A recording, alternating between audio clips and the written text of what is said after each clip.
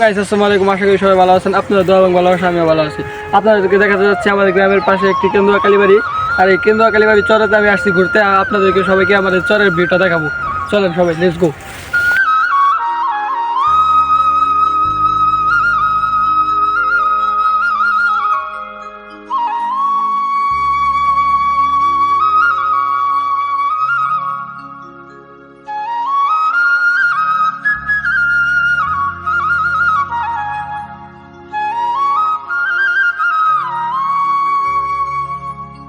আপনাদেরকে আরেকটি জিনিস দেখাতে যাচ্ছি, সেটা হলো আমাদের চরের ভিতরে এই গাছটি অনেকে কৃষি বাইরে আমাদের এই গাছের ভিতরে ছায়া নেই। চরের ভিতরে দেখেন একটি মাত্র গাছ, আর এই গাছটি আমার খুব পছন্দ।